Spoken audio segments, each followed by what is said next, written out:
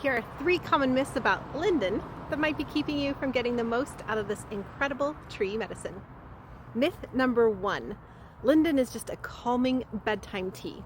So yes, linden is a beautiful relaxing nervine, and it's earned its reputation as a soothing cup of tea before bed. But calling it just a calming tea, I think undersells what it does, because linden works across multiple body systems at once. For example, it's used for hypertension and general heart health, especially paired with hawthorn, one of my favorites, Crataegus species. It also soothes dry, irritated mucous membranes in the throat and sinuses. It's a lovely demulcent. It eases tension headaches and also the kind of stagnant digestion that shows up when you're really wound up and stressed. It can even be helpful at the start of a cold or flu when those polysaccharides, those demulcents in the flowers, offer some immune support. So yes, it's calming, but the calm is just one expression of a much broader pattern. It's cooling, it's relaxing, and it moistens tissues throughout the whole body. All right, myth number 2, the flowers are the only part worth using. So yes, the flowers and bracts get all the attention, and for good reason. They make that sweet aromatic tea that French herbalists have been famous for over centuries. But linden's actually a whole tree of medicine. The bark is used in France to stimulate the liver and gallbladder, helping the body to better digest fats. And that's a completely different action than the flowers. That's more on this bitter choleric side.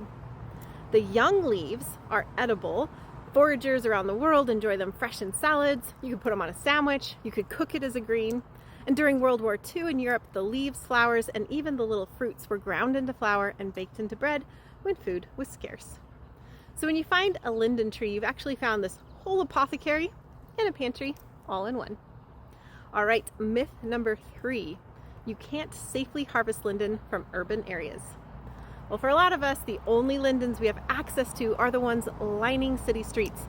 And of course, the standard advice has been to avoid urban harvesting because of soil pollutants. But linden might be a wonderful exception to this. There was a study done in Paris that looked at linden trees growing throughout the city and found that they don't significantly uptake pollutants from the soil.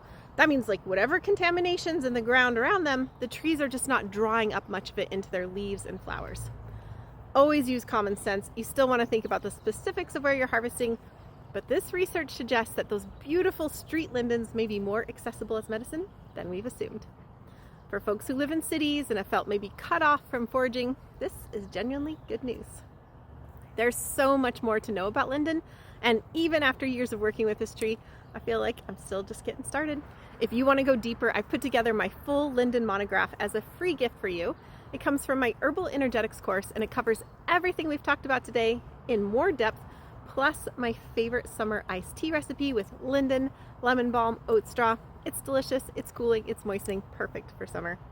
If you like this linden write-up, you're going to love my Herbal Energetics course, which has over 60 monographs just like it.